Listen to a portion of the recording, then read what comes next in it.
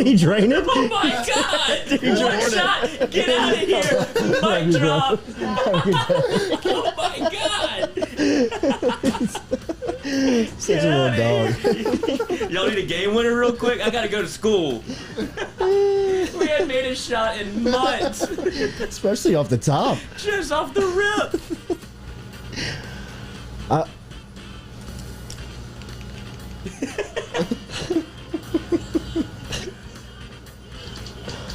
It's so good. Such a swish. Welcome into the Jordy Culotta Show live here on this Thursday morning as we get going on a made bucket. What a no pressure at all. Didn't even feel it. With the book sack on. Book sack on. He's that kid at the, when you're walking around campus, you're going to like the lunchroom or whatever, and somebody just pulls up in the book sack. Let me see that basketball. Slap, and then he just keeps on moving. Love my guy, bro. Jordan Culotta starting us off with a made bucket here on this August 26th Thursday edition of the Jordy Culotta Show, presented daily by Go Chevrolet, online at GEAUX Chevrolet.com. Shout out to Lee Carney, Nick Richard, the crew over there at Go Chevrolet. Stop it and see him in LaPlace, Louisiana for a brand new car. If you're looking for a used car, you can get a used model over at Go Express Auto Sales on the corner of Florida Boulevard and Sherwood Forest. Welcome in to this Thursday edition of the Jordy Culotta Show. No guests on the docket here on this Thursday. Megan Making Money is going to pick up a week from today. She will be in during football season. She's got a lot of stuff happening in and around her house right now, and she's got to get all that straight. So we're giving her a couple of days. We'll talk to her next week and get a couple of bets and how we're looking going into the weekend. 1 week from today is is travel day out to Los Angeles. Yes, it is. Yes, looking forward to the trip. Rented a Jeep Wrangler. Oh, have you ever been a Jeep guy? Never been a Jeep guy, but just step it into almost a cult-like scenario. No doubt, it is a cult-like feeling. Do you get to do the Jeep Wave, which I don't know what it is, if you rent a Jeep? I don't think you're in the club like that. Oh, I would imagine no. But you're gonna get it because they won't know. I would be probably looked at as a poser. Right, but they don't know. Yeah, right. I mean, so they're going to give you the test, and you're just going to give them the salute. Oh, this guy stole a Jeep. He's not one of us. Not one of us? No, I'm not. Noah is not one of us because he is on a college campus, which I'd imagine is probably pretty crazy. But he is one of us because he's part of the Jordy Culotta Show, and he's here for the first time this week, which is the opening week of the semester down here at LSU. So we'll get a couple of tidbits on what campus feels like. For Noah, he'll be cutting out of here at 7:45. What time's class? Lloyd is here. 8:30. How's parking? It was very, very bad Monday. Like Monday was awful. Do you have you got a secret? You got a diamond? You got a little spot? I got a little spot. Okay. Yeah, obviously don't reveal it here. Right. I'm not asking. I just want to know if you got one. Surprised you didn't take the bus. Bus brother. So how's it been over there? I mean, is mask everybody masked up? When you're in the classroom, yes, but walking around campus, there's a handful of people that'll have one on, but when you're outside walking around campus, nobody has one on. It's too hot. When you walk into the building or the classroom, auditorium, wherever you're at, people will slide them on, but noses will be out. Like, it's really not strict, but they have released that you can report groups of people or people that don't have masks on or whatever, and so that's the ultimate boss level from the kid that used to remind you, like, remind the teacher. Oh wait, didn't you have? Did we? Are you gonna pick up homework? Exactly, and now you're gonna have narcs on campus. You said something about a pop quiz this week. It's Friday. Why haven't you thrown it yet? I've read all the chapters. I've read one more. Jeez. Or like the Monday. Like, didn't you say we had homework over the weekend? Everybody's like, you're okay. Yeah. Wait till recess, bro. Yeah. You went from last pick to first pick. Yeah, I want you on my team, but not for the reasons you think. So coming up this morning, we will talk about Ed Ogeron's comments last week as he is outside of game week here on this LSU football preparation. Next week for the radio show, they will be talking about UCLA. Last night was a lot about the offseason, a lot about the freshmen, a lot about the depth. So we'll react to some of the comments that Ed Ogeron made last night on his debut of his radio show. Big news as far as future games go. I'm fired up about this one. This is announced yesterday by by LSU. and Dellinger had it first over at Sports Illustrated. LSU and USC have agreed to play in Las Vegas in 2024. This makes it for the first time these two teams have met up since 1984. They have played twice, with the road team winning each time. USC came into Baton Rouge in 1979. The third of this matchup will come in Las Vegas at Allegiant Stadium in Vegas, coming up in 2024. So a big announcement as far as future schedules go. We'll give our thoughts on that coming up here on the Jordy Culotta Show. May not be here until 9 a.m. this morning just because of the no guests. So we'll get all of our opinions and thoughts in here, and we'll cut out of here at some point. But remember, daily, we're brought to you by Majestic Coffees, locally brewed down here in South Louisiana. Majestic Coffee is online at delicioussips.com. Also, our water daily is brought to us by True Blue Water. You can get on the route today if you want by just logging online to trubluewater.com. That is trubluewater.com. No guests, as we said, to the phone line will be down today, but anytime we talk to anyone via the phone line, that is brought to you by Metropolitan Health Group, Real Doctors, Real Solutions, and our official spice company here on the Jordy Culotta Show. Of course, Uncle Earl's, Papa Earl's. I mean, thinking of his buddy B.G. Lanois over at Uncle Earl's, but Papa Earl's. As we said, you can pick it up locally here around anywhere. Calandro's, Rouse's, High Neighbor, and is our official spice here of the Jordy Culotta Show. Shout out to Papa Earl's.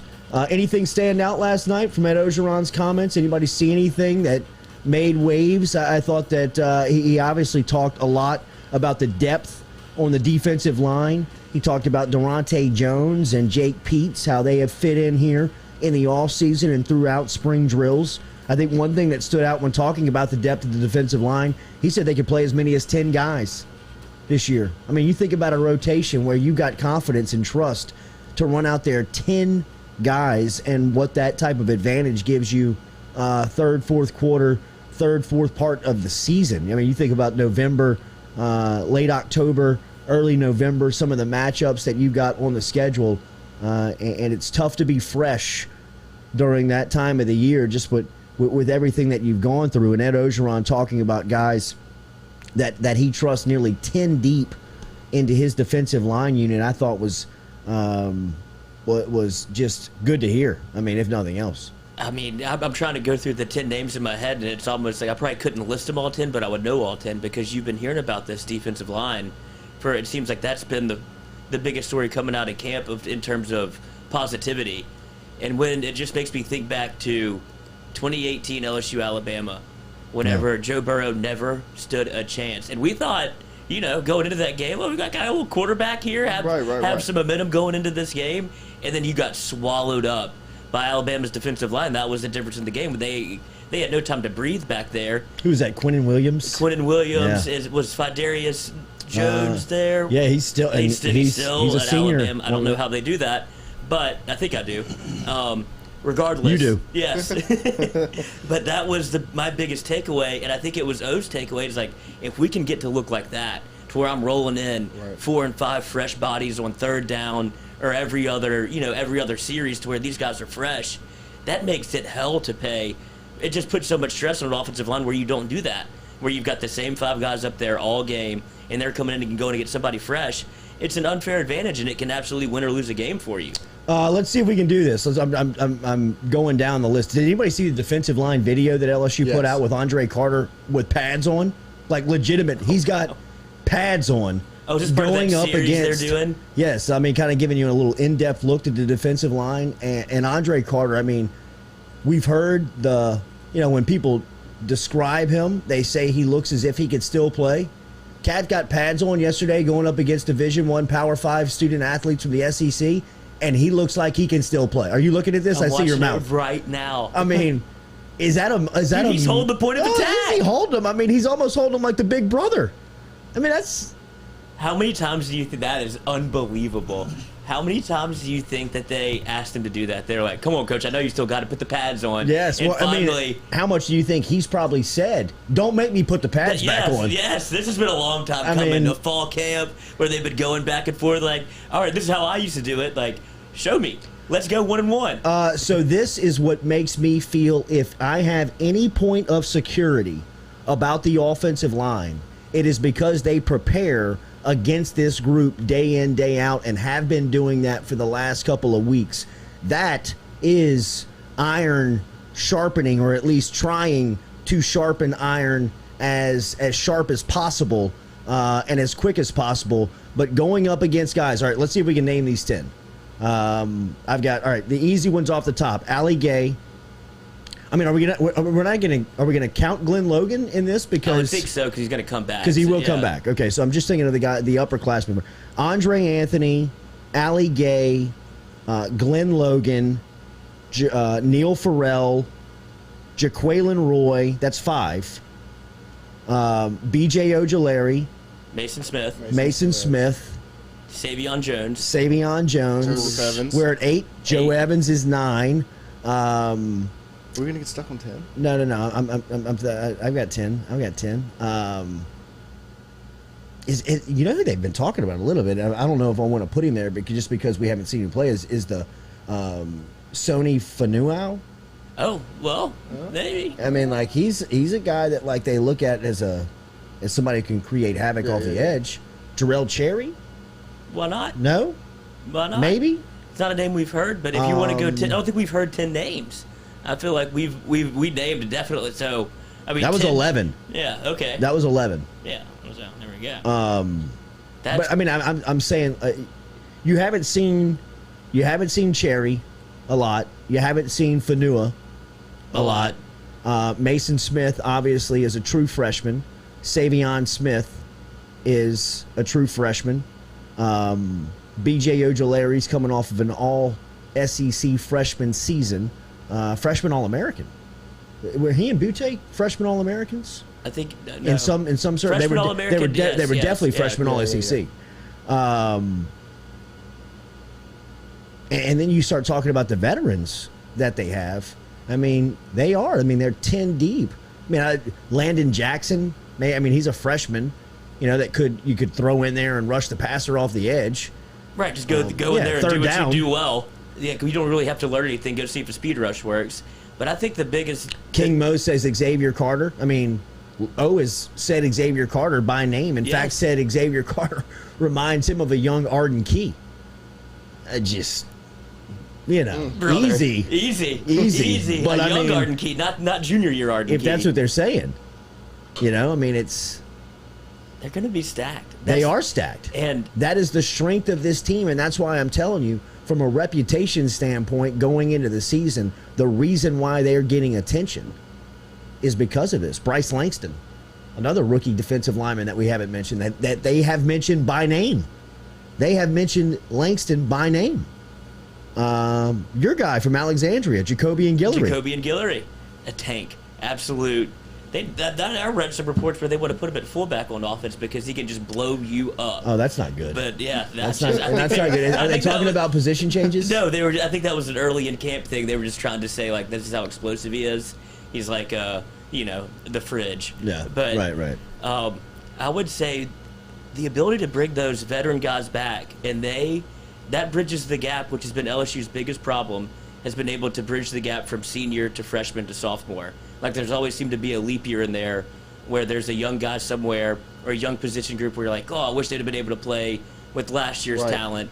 And the defensive line is finally put together to where you're not missing a beat. Being able to get Neil Farrell back and have a senior presence like that, especially after he didn't go to the NFL after a 2019 national championship, comes back, opts out, and then comes back again. I feel like that speaks to what they think they have going on the defensive line. He wanted to be a part of something special. Yes, well, culture, finally, at LSU, bringing somebody back into the building rather than putting somebody out and people asking, what's going on? Why would he be leaving at this point of his career? This seems like this would be the time to come back and make a name for yourself. Now, LSU seems to be on the right side of those conversations, or at least the program is, for whatever the outlook is for the player and the prospect, but they're now starting to at least get those guys back. I mean, Ali Gay, after last year's first game, you saw Gay play. I thought he was going to opt out and be a first-round pick for what you saw him do against Mississippi State.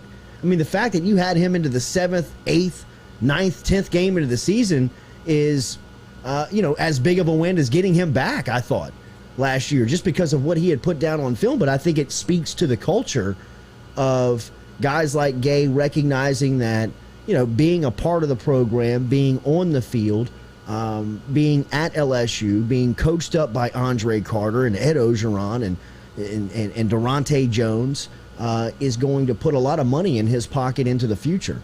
And if you want to be, if you were a starter for your first time last year in a COVID year where the stadium wasn't anything what it should be, and that's no fault of anybody, it's just a pandemic, but don't you get that taste in your mouth where it's like, I would love to see this place rocking like it was, like for a big night game. If we're going to be good, like I want to get a taste at least of what was sold to me as the LSU atmosphere. Like I want to experience that because a lot of these guys were on the sidelines for 2019. They're like, I can't wait to play in this. Like I can't wait to be a part of an environment. So I'd imagine that was a huge selling point for some of these guys coming back. It was like, all right, at least it'll be somewhat different than it was in 2020. If it's not, the mandates that they let out are probably going to not let you get to 100,000. I feel like that's pretty apparent. But it won't be 20,000 in a place that holds 100,000. We get to 80, and those 80,000 people are going to be as loud as any. So I would imagine that would be a huge selling point, at least in my mind, if you're trying to recruit me back, would be like, look, that last year is not what LSU is about. This is something that you want to come here and play with, like play for and be a part of, because when it's right, there's no place better. Daily, we were brought to you by Edward Jones. Remember to get in touch with Daniel Newman over at Edward Jones and let him help you out with your financial advice. Let him be your financial advisor. He advises us and has been great for us after rolling over our 401k to Edward Jones over 7 months ago. It has been very easy to work with Daniel Newman. He promised that when the relationship began, and he's come through on that. He's also put more money into our pocket after giving us advice with where to place our finances. If you've got questions about your financial future, if you've got questions about where you are present day, let Daniel Newman help you out with the professionals over at Edward Jones. You can find him online at daniel.newman at edwardjones.com, daniel.newman at edwardjones.com. Get in touch with him. He's out in central Louisiana, so he's easy to find over there at Market Square right there across from Stabs. Stop in and see him, especially if you're in the plant industry. If you're over at Dow, if you're over at Exxon, BASF, any of the plants down here in South Louisiana, Daniel's got great relationships and he can help you out. And you don't have to be specific to Louisiana. He's got clients all over the country. So if you're listening to this somewhere outside of state lines and you've got a Louisiana tie or somebody may know Daniel through the network, then give him a chance. Get in touch with him online, daniel.newman at edwardjones.com, daniel.newman at edwardjones.com. Ed Ogeron last night commenting on what the 2021 offense will look like after making some offseason moves and bringing Jake Peetz back and, diving into that Joe Brady coaching tree, which is crazy to think about. Brady so young in the game and already starting to see his tree bud with guys like Jake Peetz and DJ Mangus. Last night, Ogeron was asked specifically if bringing those guys back is trying to just replicate what he saw in 2019. Obviously, he made a joke off the top and said he'd love for it to look exactly like 2019, but I don't think any of us anticipate those 2019 numbers, production, efficiency to come back. But it will look similar as far as formations go. And Ogeron last night was talking a little bit about that, talking how much that you'll see 11 personnel, and 11 personnel is talking more about 4 and 5 wide receivers, one running back, and having a tight end out there along with 3 wide receivers, and spreading the field out. A lot what we saw with Thaddeus Moss, Clyde Edwards-Helaire, and obviously those big 3 wide receivers and Jamar Chase, Justin Jefferson, and Terrace Marshall. Do you have that type of personnel? Well, not right now, obviously, when you think about what those guys accomplished, what they ended up going on to do as far as future NFL draft picks. They were big time talent, and LSU's got big time talent on their roster, just very much unproven at this point, but I think it was good to hear, at least for nothing else. And we anticipated that with Pete's now calling the shots, that LSU's going to look very similar to what they did in 2019 as far as the personnel goes. They're still trying to figure out who that personnel is going to be, but it seems like this thing is starting to really kind of figure itself out, whether it be Malik Neighbors, whether it's going to be Jack Besh at tight end. Can Jontre Kirkland step up and be that second guy as a wide receiver? And I don't think, when I say second guy and second option and second threat, and when I don't think that you have to have, this ultimate, guy step up and be just the number 2 option on this team. I think there's so many guys and so many talented wide receivers in that room that you can spread and distribute maybe, second, third options around the room. It doesn't have to be specific to one guy. Maybe it's a cluster of Malik Neighbors, Brian Thomas type combination, or a Jontre Kirkland and a Trey Palmer type combination that's, really routinely stepping up and taking pressure off of Kayshon Boutte, because, I think that we will see defenses early on in the season really try and exploit that question around LSU. Like, who's the other guy going to be?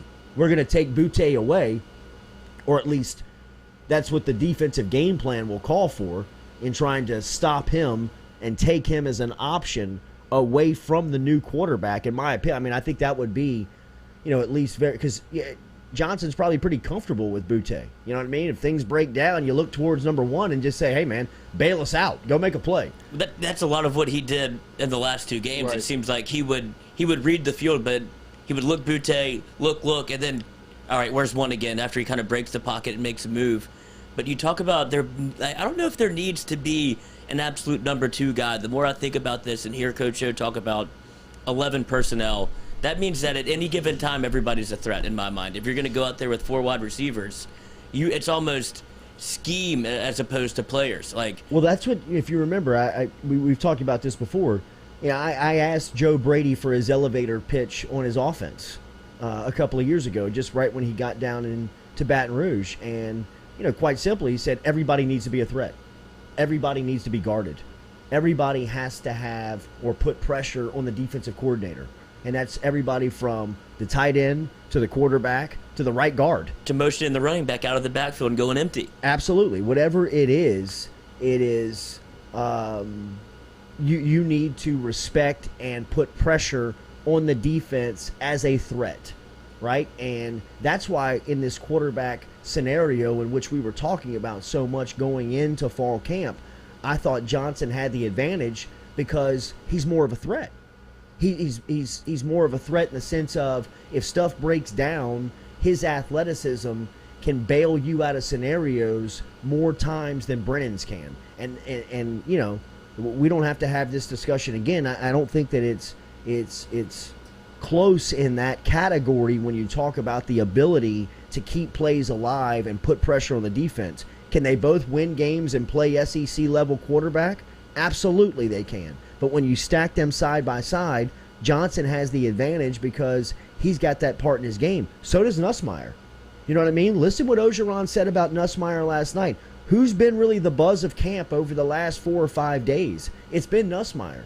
And it seems like it is either they're trying to build his confidence in the media, in the public, to let him know that at some point LSU may have to look at you and say, go win the game, or play, in a big spot. And that pressure is trying, it feels like, to be relieved right now on Nussmeier, that they believe in you. They trust you. They've commented last night, Ogeron says that he's one of the most improved players from spring to this point in fall camp. The turnovers have really disintegrated since then because of, probably his mentality. He was probably thinking 6 months ago, hey, man, I'm not playing for another 2 years here. I'm just going to go out there and have some fun, whip it around, and see if I can't, create a little bit of a buzz. Yeah, right? And since that time, he's become the backup quarterback and a snap away from being the starter. But wouldn't you say that I guess PR move has worked? Don't you feel so much more Yes. confident in Nussmeier than you would have So felt comfortable. 3 weeks ago when we technically knew nothing about the guy? All We we were knew scared was out of our mind. right. All we knew was he was a highly touted recruit coming in to LSU. We watched what happened in the spring game. We're like, oh, he's not ready yet. And then they totally once the Miles Brennan injury happens, they start like rolling this snowball downhill and collecting more and more information, instilling more and more confidence about Nussmeier, putting these stats out where he's throwing for 280 yards and 2 touchdowns. Then it's 306 yards and 3 touchdowns. You're like, oh shit, LSU has a guy. Is this? And then it turns into okay, we feel very comfortable with who our backup is, even though we never seen him take a snap. Right. Yeah. Like, it's been a very good PR job when you just put nothing but positivity out, because I'm sure that's not how every practice has gone. But the fact that they've instilled that confidence, and when you watch like some of the behind-the-scenes stuff that they've done with the LSU wide receivers, and you see who's throwing that stuff and who looks electric, Nussmeier's making some off-kilter throws, going one way, going right, throwing left. We're like, oh, he's popping on film even just talking about him. So he's got the goods, but it's just I feel more confident with the way that they've laid it out as opposed to knowing nothing. No, I think it's been a very smart PR play, and one that has probably paid them back more than they could have imagined, because there does seem to be a buzz around Nussmeier at this point where you've got confidence. You trust him, right? I mean, like, it doesn't seem like this dire scenario that if he gets into the game, like, the whole thing could blow up. Now, I'm with you. I mean, he's still a true freshman stepping into a Saturday scenario that you've never seen this type of size and speed coming at you every single play. How fast can he adjust to it is going to be the question, because he's going to have to play at this point at some point this season. I just think it's very it's nearly impossible to go through a SEC schedule Gauntlet. with healthy offensive linemen and quarterback play. I mean, just you can do it, and if you do, you've caught a little bit of the football luck of trying to navigate that. But I mean, that's what it takes. You got to catch the bounces and get the luck to win championships. And I put more of the luck stuff under the health category. You know what I mean? Just because of how physical and brutal of the game it is. And LSU is dangerously thin in the most dangerous spots. Exactly. It's the most precarious of positions to where you don't want to be in that boat. And we say we don't want to talk about 2019, but think about how lucky they got with injuries in 2019. It never happened. The only person that got hurt, it seems like in my mind, was Grant Delpit, and he kind of played through it. But when he got right towards the end of the playoff, you saw a totally different football team than you saw at the beginning of the year where the defense didn't seem to be that good. Grant Delpit absolutely changed the game in the playoffs. Whether it be Oklahoma or Clemson, he was flying around and making plays every which way. Georgia. He looked back. And so you need to get that look to where it's like, all right, we either need to get hurt in the pockets of where we can sustain these injuries. Kind of like Terrace Marshall, because he got hurt that year Exactly. too. But he only right. missed the games that you're like, okay. He'll be back for Florida. And we're like, oh, thank God. Like, you're going to need a Terrace Marshall for a Florida game. So I think you'll get hurt. You'll have injuries, but it's the ability to sustain them for small windows of time and just kind of strap it together for the last 2 quarters of a football game. We're like, all right, he's out, but he'll be back whenever we get to SEC play, or we'll be back next week. But it's going to happen within a game. We're like, where's Deculus? Where's Cam Wire? And it's like, you'll look over on the sidelines and be like, he might not be coming back this game. You have to be able to bootstrap that thing together. Like, I mean, losing a player like Dare Rosenthal, to me, is one that's almost impossible to overcome and win at the highest level, just because, I mean, He's your starting left tackle. He's your starting left tackle, and not only that, Dare leaves the LSU program a month ago in the middle of July and steps onto Kentucky's campus that has, by Cole Kublik standards and by what he said, the second best offensive line in the league right now. I mean, he's got Bama number 1 and Kentucky number 2 as far as offensive line in the league that he trusts the most. And Dare Rosenthal is now the starting left tackle on that squad. Like, I mean, you can't lose players like that. That could walk onto another campus and start immediately. Right. That has a dominant offensive line. You know what I mean? Like, you can't lose that player. You can't lose that player at LSU. I mean, it's just not when you have a dire scenario in that group on your team. I mean, I think that LSU is stacked this year. I think that they are loaded and that they could catch the right bounces and get the luck on the health scenario to really make some noise within the SEC and, of course, then within college football. But the depth on the offensive line and the razor's edge depth that you have at quarterback, you've got to be lucky in those situations this year to really accomplish what you ultimately want to do, because I think they have a championship level roster. I think that they have really and truly the pieces in place to at least be a contender. But you know, it's just those are hard losses to overcome in July. I mean, you lose him in July, and now he's starting at Kentucky in August, and he's been there for a month. You haven't really heard too many glowing remarks about Cam Wire up to this point. Now, granted, he's going up against Ojulari and Gay every day, but I mean, you haven't heard. I mean, Ogeron will praise you in the public if you deserve praise, right? I mean, like, he is one that will bring to light. He will spotlight you if you were performing on the practice field. I believe that he probably wants to applaud Cam Wire just for his own mental health. You know what I mean? Like, at this point, just to believe it. Right. You know what I mean? Just to have that security. I mean, I heard him talk about his specialists last night. He talked about Cade York, Avery Atkins, and Peyton Todd. You could hear him into the microphone how proud he was to say that, how secure he feels in those positions and those guys. I mean, as a coach, you can tell when he goes to sleep at night, he's cool with his specialists. We can check that off the box. We're good. Yeah. We're good there. We're good there. The fact that he hasn't mentioned some of these positions, what about, I mean, like, think about what he's doing for Nussmeier. Right? I mean, he's probably thinking to himself with as much public praise as he's showing him that, hey, I'm secure here. You know what I mean? Like, we're not as bad. And he's probably thinking, you'll get Brennan back at some point, which will really kind of help the room out again as far as the depth goes. So if you can just kind of, I mean, the luck scenario with quarterback, you don't have to go through the 11 weeks, the 12 weeks. I mean, if you can get to week 7 and Max Johnson's still pulling the trigger as QB1 and Nussmeier's gotten some really quality reps, but never had to step into a scenario where you said, hey, man, win the game.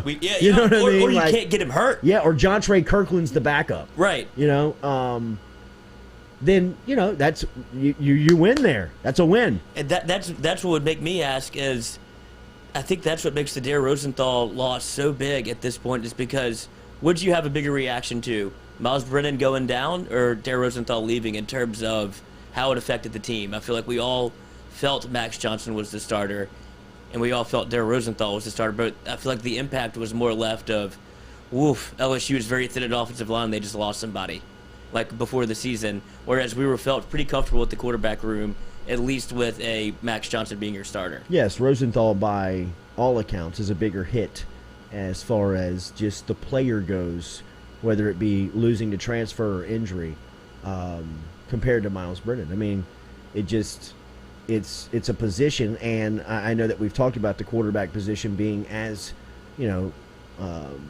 not as deep as you would like it to be, but you can't have enough offensive linemen, in my opinion. I mean, like we were talking about the 10 defensive linemen. I think you need to have that type of number on the offensive line. You need to have at least 7 to 10 guys that you can trust, and your 8, 9, and 10 guy being guys that you don't want to start, but you feel secure enough that you can throw on the road into the game in the second quarter and say, hold the line. You know what I mean? You're gonna like, be out here for a minute. Yeah, right. Like, hold the rope, bro. I mean, like, you got to keep you got to be able to play at a high level today.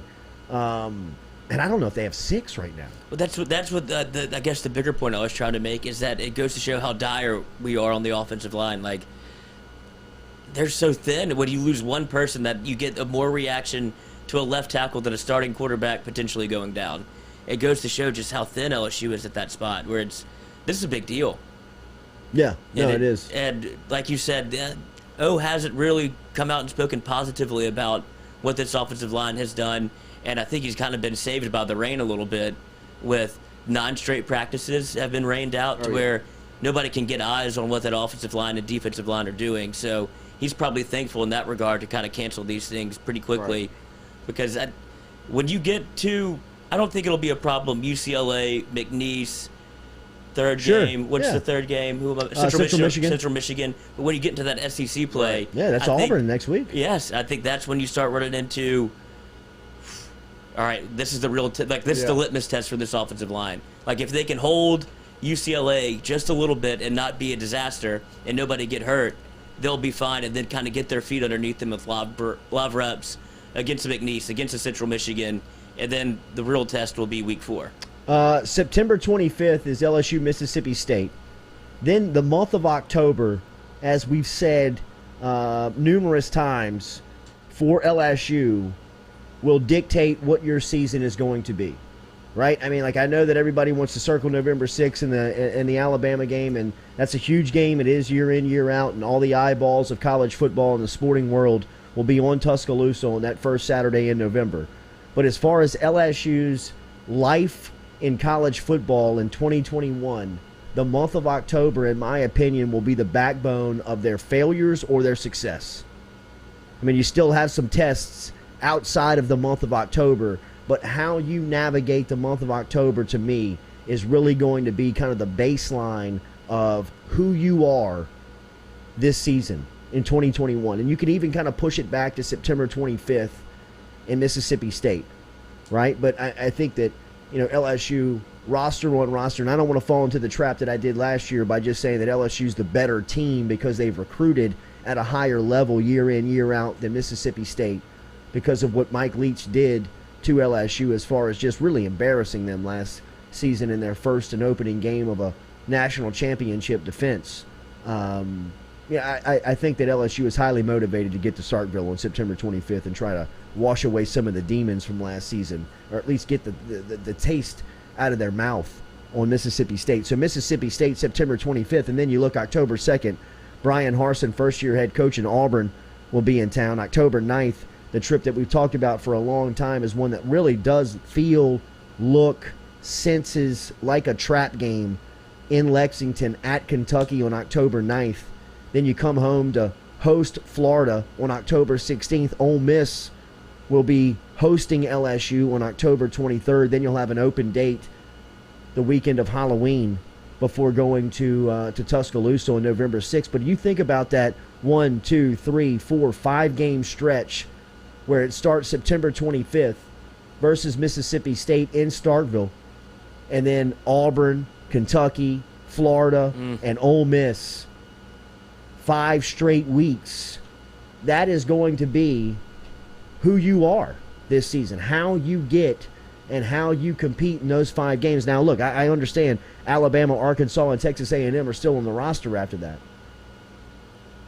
But you've got to take some confidence out of October into November with, you know, those 3 big cats still looking at you. I mean, those 5 straight weeks of Mississippi State, and that's, you know, a lot of the stuff that we're talking about with the luck component. I mean, the health status. I mean, that's going to be physical, grueling, tough weeks as far as the just the physicality of football goes. So it's man, we're here. Do you feel like you'll know what kind of football team LSU has before the Mississippi State game? Yes, I think you'll know next weekend. I think you'll. That's what I'm saying. You'll base you'll everything. have a lot of not everything. I think you'll get a lot of your questions answered next weekend. I still think that they're not going to show you everything next week. I mean, they're going to win the game. You know, they're going to win the game. But I think even throughout the football, I think LSU will learn things about themselves in weeks 3, 4, and 5 that they don't know about themselves now. Right. I think football seasons are just always like that. But I think that you will see a lot of the questions that you have about this team answered. You'll see if Cam Wire can hold it for 4 quarters. You can see just how deep this defensive line is. You'll see how good Stingley and Ricks can be for a defense. You'll get a look at those specialists. I mean, he mentioned Trey Palmer last night.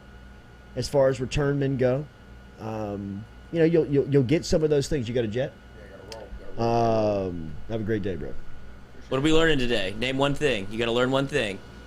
I'll find something. All right. Okay. Report back. Yeah. See, that's my right. school to a T. Don't even know what I'm going for. No. All right, bro. Bye, guys. Where were we? Where were we, Noah? No, Offensive line. offensive line. line. No, I would say that's why I think the UCLA game is so paramount, because you're not going to learn a lot of things against a McNeese State or Central Michigan. You can go out there and win on town alone. Yeah. So I would imagine that we're Well, see, going to like, I shape think all of you'll- our opinions off of the UCLA game going into Mississippi State. You'll see Nussmeier in those 2 weeks. Do you think so? That's another question I have. I wonder how extended they play him, because it's going to be a lot of run heavy that second half, to where it'll be very boring if you're in the stadium for those McNeese State, Central Michigan second halves, because you can't risk injury. Well, I think philosophy changes on that, and I think that changed with the last coaching staff. With the turnover in coaching, I think they look at opportunities like Central Michigan and McNeese as glorified scrimmages to go out there and improve. They're not trying to really save anything or not show anything. I think they're trying to develop Garrett Nussmeier in that sense, and I think there is a. I'm talking strictly injury. No, I understand, yeah. but you can't coach against injury. You just can't coach against injury. I mean, how do you do that? I mean, you have to play safe and smart, but you can't deliberately say he's not going to do this because we don't want to get him hurt. I just don't think that you can do that at this level. I mean, like I said, you approach every single rep and every single game with as sensible and as smart of a game plan as you can put together, and you never want to see anybody get hurt, but you can't coach against that, right? Like, you have to say, if there's a scenario and a situation for Nussmeier to be out on the field against McNeese and Central Michigan, then let him play. Don't just put him out there to hand the ball off to Corey Kiner and Armani Goodwin. Let him play.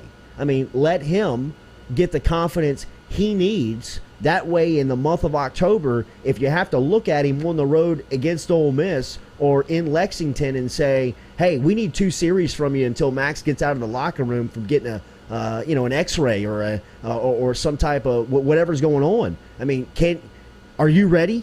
And to get him ready, I think he needs to be on the field under the lights, calling the plays in the huddle at the line of scrimmage and dropping back and throwing the ball. You know what I mean? Like, it's not just, hey, toss left, toss right, hand off left, hand off right, and get my footwork down. I mean, no, it's, hey, get your cadence. What's your call going to be in the huddle? What's your backdrop going to look like? What's your read? How are you progressing? Who's your first option? Who's your last option? Where do you go with the ball in an emergency situation where things just break down? I mean, how do you handle the pass rush? How do you handle blitz pack? All that stuff he needs to at least have seen in live time, in my opinion. And there is still a great balance on how you develop Max and make sure he gets the right amount of reps per week to keep him on track and confidence up, but also developing your backup quarterback in situations and scenarios where, there still may be ball to play. There may still be football left to play in the game. I mean, not necessarily where you're putting him out there to win the game, but I mean, 2 or 3 score games, 3 or 4 score games. I mean, give him some reps. I don't know where that balance is. I don't know where you start to take away from Max and give to Garrett, but you got to do it. I would say in college football, it's probably 4 scores. If you're up 4 touchdowns, that's probably the line where you can start. Especially, it depends on who you're playing, obviously. Yeah, 24 to 27. You get around that number with some teams that you brought into play, McNeese State, Central Michigan. Those schools are where you're like, all right, I feel comfortable putting Nussmeier out there. But my whole predicament with him is the way he plays football. If you turn him loose, he's going to want to get outside the pocket. He's going to want to make plays and extend plays to where if he goes down, now we have no backup, and that absolutely changes the way you call plays for Max Johnson. I think you're already there. It inherently affects the starter the way he is handled in mop-up duty. And with that said, it makes me wonder if and when Miles Brennan comes back, does he supersede and go to number 2 immediately if all things stay the same? Depends on what you see over the next 6 weeks.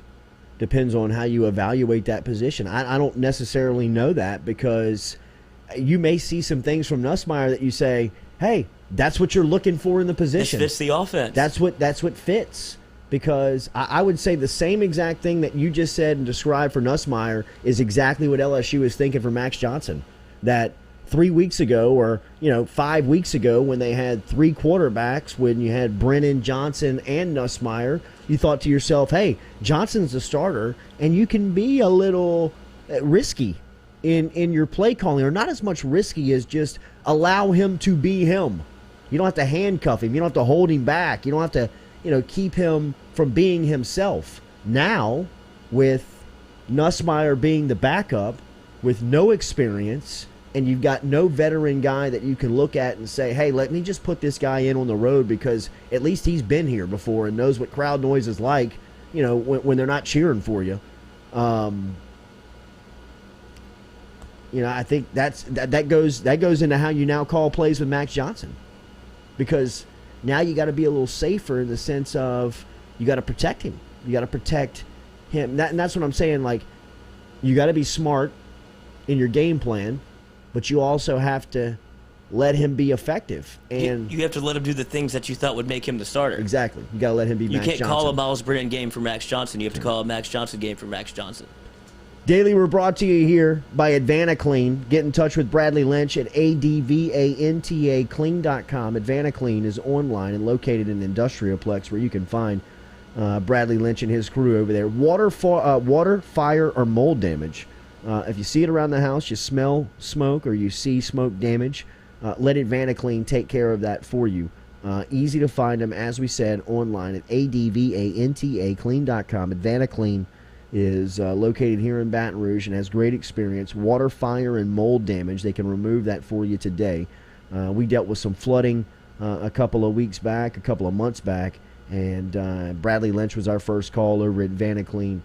He promised, when I was given testimonials of his work from other people, people were talking about how easy he was to work with, that they would work with him from the insurance to the contractor, and everything was very easy as far as dealing through a nightmare scenario. Now I can tell you from my own firsthand account that is exactly like that. It's a nightmare of a scenario, as many of you know, down here in South Louisiana, to wake up and feel water in the carpet, or water on the floor, or see water damage due to flood. You almost don't know where to start. That's why my first call was to AdvantaClean, to Bradley Lynch. I called him at about 4:55 in the morning, and the guy was here, navigated the city through flood waters, and was in my living room at 5:20 in the morning telling me how I had to get rid of this stuff, and how I was going to get rid of it, and who I needed to call, and who I needed to deal with. And he dealt with all of that. He made all those phone calls. He got all those people there. He got all of the dryers, all of the air blowers, everything that was brought over to help clean up, Bradley Lynch was responsible for. So let AdvantaClean take that stress off of you if you've got water, fire, or mold damage around the house or the office. Call him today at 369-5228. I was going to say, that man probably slept for a month after those floods. I mean, he was up at 4:50, back to the house 5:50 p.m. He's like, I've been running errands, been running around, and it was just, I don't think he slept. I don't think he did. And now he's probably like, thank God we've had a little break. I was able to peek at your athletic article that you put inside of our document that we get ready for each day on the show, that is detailing the life of growing up inside of the Johnson household. Brody Miller published this 2 hours ago on The Athletic, and Brody will be a regular with us throughout the college football weeks here on the Jordy Culotta Show. But he paints the picture and is able to dive in with a couple of extended talks with Max and Jake Johnson, and of course Brad Johnson, the dad, of just the environment that was created for these guys growing up. And I mean, we all know that these guys are uber competitive, right? I mean, professional athletes. If you watch Big Bad Brad on social media, you can still see he's really trying to itch some of that competitive fire that once drove these guys to almost probably like psychoanalysis of their profession. I mean, if there wasn't video, I feel like he would still be out there doing it by himself. 100%. Like, What it feels like he was doing it before he knew that he could do it on video. Like he was probably doing that stuff before somebody was like, "You should probably do that on video." Post it. Yeah, just post it and see what happens. I mean, could you imagine if you're Max or Jake and you come home and like, oh, Dad's been outside for 2.5 hours. He's like, Right. and you just see him spinning the ball on his finger like off the backboard. He's like, Mom, how long has he been out there? Trying He's to like, throw covered in sweat. trying to throw a football into the hoop. Into the hoop. Like oh, damn it! 25 yards, 30 yards away. But he also talks in this article about the atmosphere that was created for Max and Jake in growing up in a very competitive environment. Their mother, who most of you know, is Mark Richt's sister. Mark Richt, the former Georgia head football coach and Miami head football coach, with offensive coordinator for Bobby Bowden over at Florida State through a lot of those successful years, and a standout quarterback in his own right. So she is a high-tuned athlete as well, and comes from a very competitive environment. And the house in which they grew up in, everything was competition. Every single thing they did, they kept score. They were competitive on.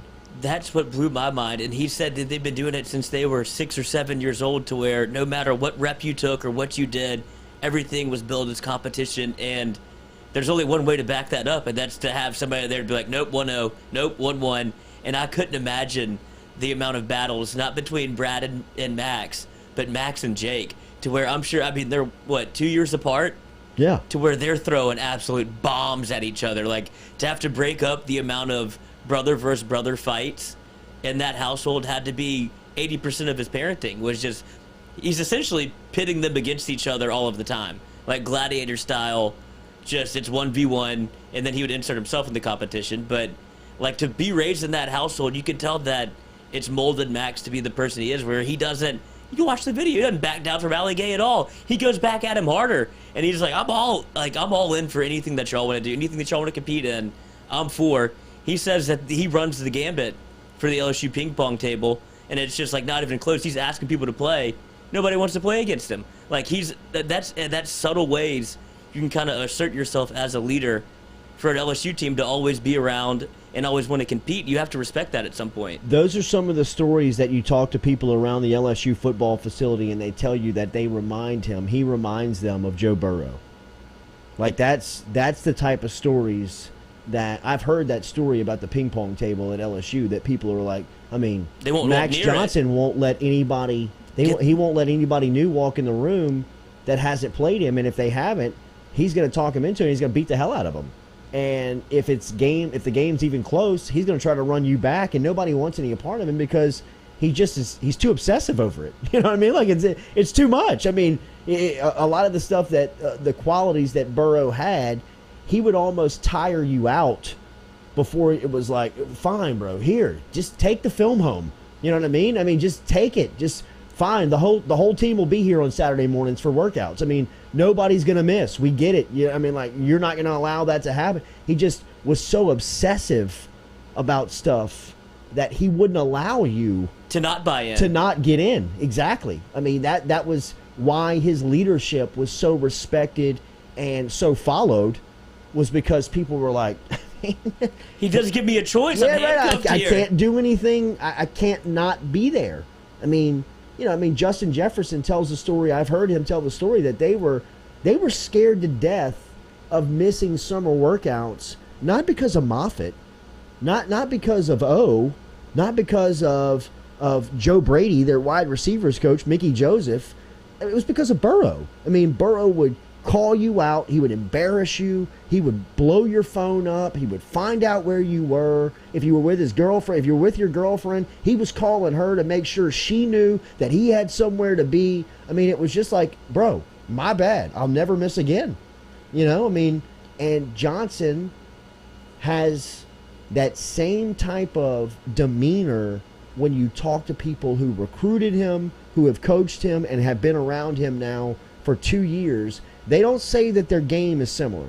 I'm not saying that Max Johnson is Joe Burrow in between the white lines. but a lot of the intangibles, intensity that Burrow had, even within the white lines, but moreover outside of football, the competitive drive, the commitment to the game, the leadership qualities of bringing everybody together, the accountability not only that he keeps for himself, but he holds you to as a teammate and even as a coach.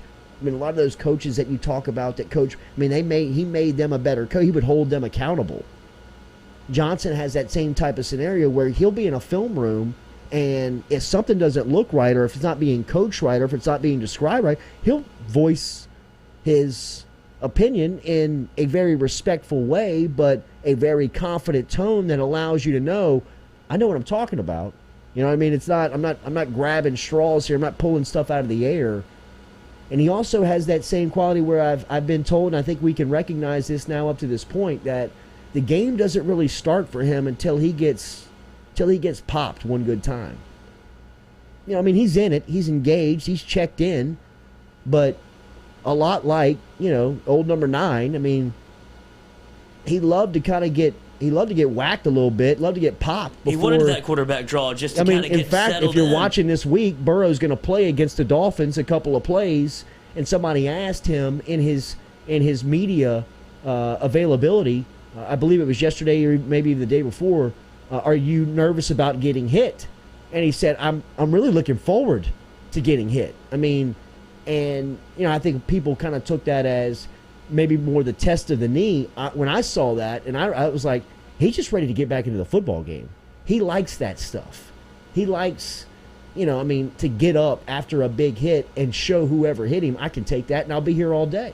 That's competition at its highest level, is it not? Is being able to take a lick, get up, and show that guy, like, that was nothing. Here, we're going to keep moving the ball down the field. It's a little bit of, like, when you see Tyrann Mathieu whenever he gets absolutely blown up by, like, a right guard who's pulling, and he's like, see that? Tackle for loss. And it's all that, like, I'm doing my job. I don't mind what happens on the football field. Like, I can take whatever lick you're bringing me, but I'm coming out here and I'm showing I'm being a leader by stepping up and playing through it.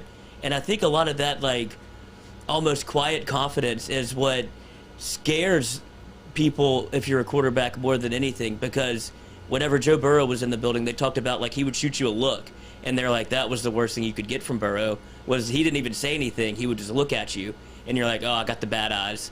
And then if you have a guy like that who can make going to practice cool, to make it, like, the thing to do when it's, like, nobody really wants to do any of that stuff, but if you have a leader that has that potential to be able to make people show up on a Saturday morning to go run reps, and you're not only terrified, but you almost want to be there, is probably the biggest testament to leadership there can be.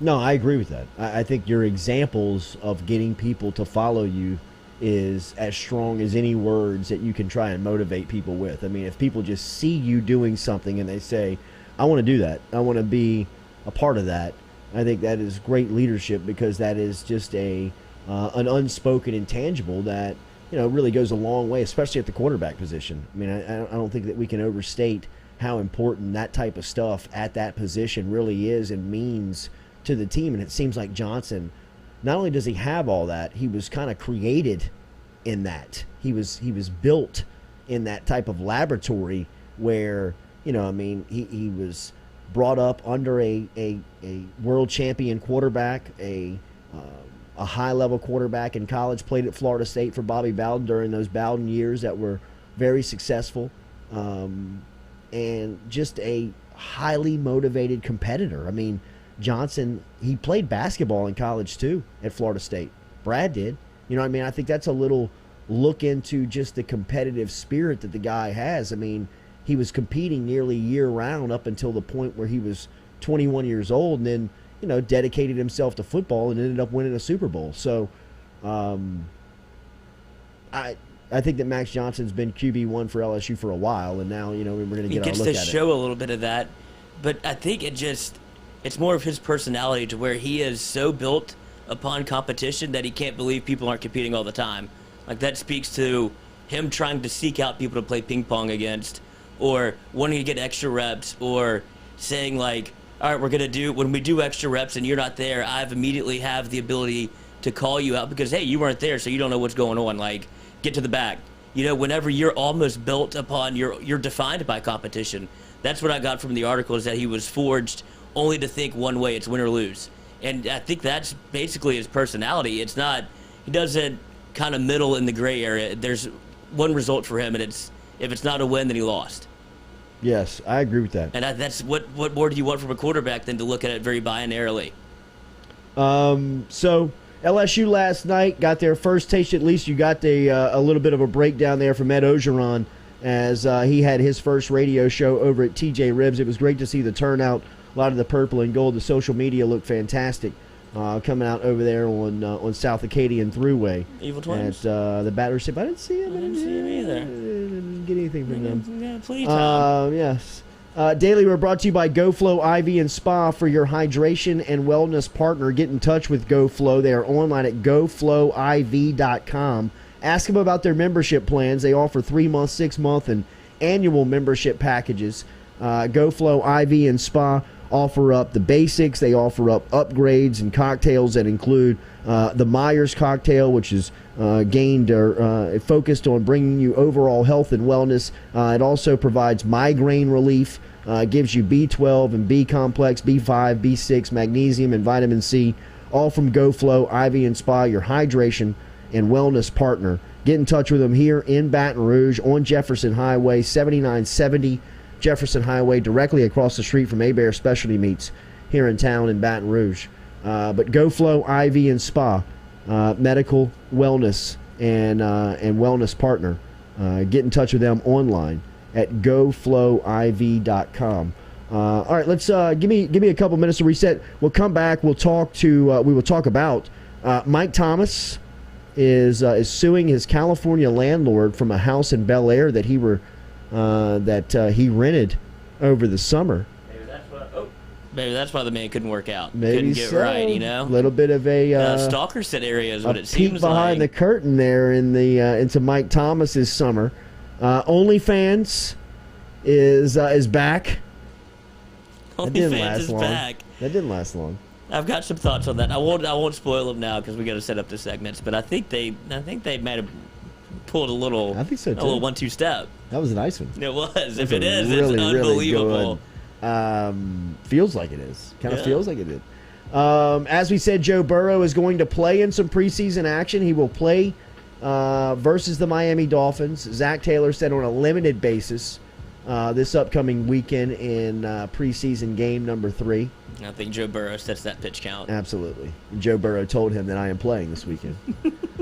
Rachel Nichols is out at ESPN. Is this a firing or is it just... The jump's canceled and she no longer does NBA Finals stuff, so, I mean, Maria Taylor pulled the curtain out from under her. The tidal wave.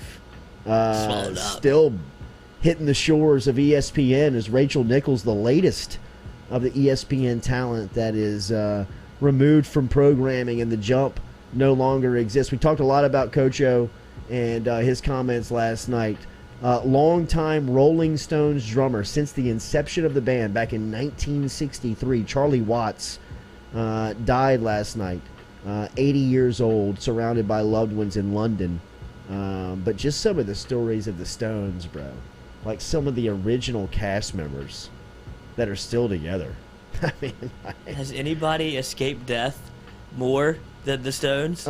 Keith Richards. Keith Richards, I would say, is number 1. Oh, Carpool Queen. Carpool Queen. Let us reset. We'll be right back with the Jordy Culotta Show, brought to you by Go Chevrolet.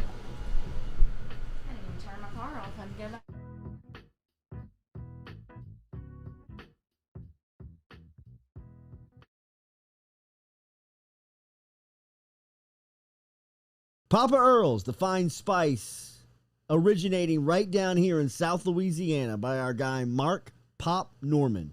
Developed it back in 2018 and won Amazon's Newcomer of the Year in 2019. They pride themselves in having 30% less salt and sodium than the leading brands at the same price point. You can find them locally. Look for Papa Earl's at Rouse's, Calandro's, Mathern's, High Neighbor, and more.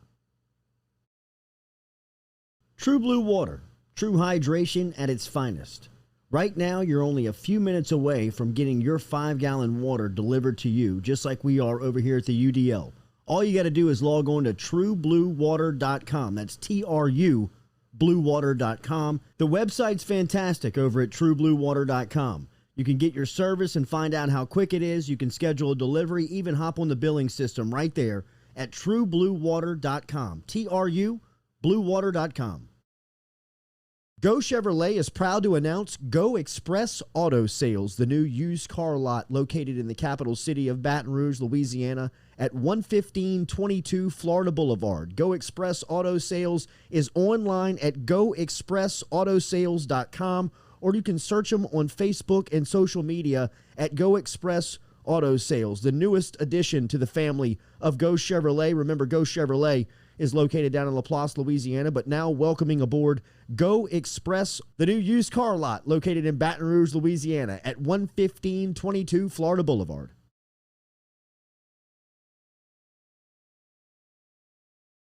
Go Flow IV and Spa, 7970 Jefferson Highway is where you can find them, or you can simply go online to goflowiv.com. Go Flow IV Spa is a medical spa that specializes in IV hydration with vitamin infusion. At Go Flow IV Spa, they can help you with a wide range of issues, from skin care to illness recovery, athletic performance, hangover cure, chronic illness, and even chronic dehydration. GoFlowIV.com or stop in and see them, 7970 Jefferson Highway.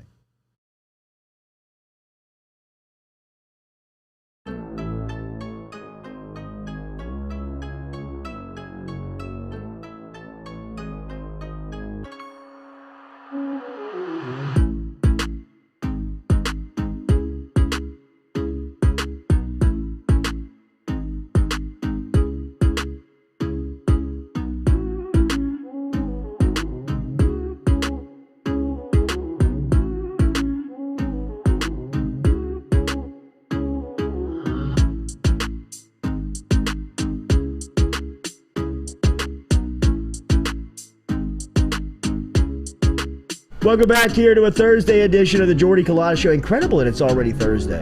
It really, I mean, like I looked up last week and I was like, it's unbelievable that it's already Thursday of this week, man. Do you think it's because college football is 2 days away? Yeah. I think it's so. just absolutely. The days are like rolling downhill. I mean, it's like it's incredible how fast the days are getting to football. Yeah. You know what I mean? Like, it feels like just before anything, we're going to be watching UCLA and Hawaii. I mean, a week from today, that's crazy. We jump a flight and head to Los Angeles. I can't believe it's here. I can't believe it is either. Carpool Queen is here. Hey. A little annoyed from Baton Rouge traffic. I got some road rage, so that doesn't help. Yes. Well, she doesn't flick the bird, though. I don't so flip what's the your... bird. Yeah, what is your I go-to just road yell at rage? people. Like, do you roll the window down? No. Oh, then you're just yelling into a vacuum. Like, you idiot, and things like that. So you could, like, they see you emoting. They can see me head drive bobbing. by and look at it. and be Head like, bobbing. "You Oh, you idiot." cut Yeah, eyes I and can cut immediately eyes run and into like, somebody "You in front of idiot." you. Limo Yeah. tent in that new whip? No, I don't think there's any 10 on it. They can see me You clearly. need to tighten that up. That's the only step that's left. I feel like it looks suspicious when you're like tinted out. Exactly. Right? I Like know. somebody definitely should pull Not me over. suspicious. And be Yeah, like, that's "What are right. you That's You don't called want to see what cool. I'm doing in here. doing?" I Yes. don't need that going on. I don't need that going on. I love the fact that for whatever reason, for the last 8 years, I had no idea about morning traffic. I really didn't. That just blew my I was mind. telling the crew in the break. I mean, I was the last job I was at ended in mid-January, and then we picked up doing this right at the beginning or right at the end of February. So No, end of January is when we started this. wow. I know. Yeah, so the January end of 25th. January 25th. That's right. Aw. So the last day at the former spot was January 14th. So really, it was only about a 9-day window that I had kind of like free reign to morning traffic, and I remember like thinking, sitting in it, like this is unbelievable. This is amazing that people deal with this every single day, because I mean, my day starts by getting to the office. I mean, I'm here at 5:30 and have been, and then we're off at 9. So I mean, my window kind of misses all morning traffic. I get out, the streets are kind of open You've on the ducked way it, in. yeah. There's nobody on the road on the way out. I mean, everybody, it's just like, morning traffic's not that bad. But then when you're in it from like 7 to 9, I Yeah, mean, it bro, blows. it's a parking lot out unbelievable. there. I was It in is. like a great mood, and then I was like ready, or a little early today even, and then that just completely will screw up your day. When you get into traffic, will you sit in it, or will you absolutely drive, whether it takes longer or not, just to say you're moving? I need to be moving. And Yeah, you I need to feel be so moving. much better about it. See, I feel trapped if I'm sitting. I'm to the point where I just You put it in park? I take it. I'm just like, all right, there's no quicker way. This has to just be the way. Yeah. Because once you start, that's what makes you frustrated, right?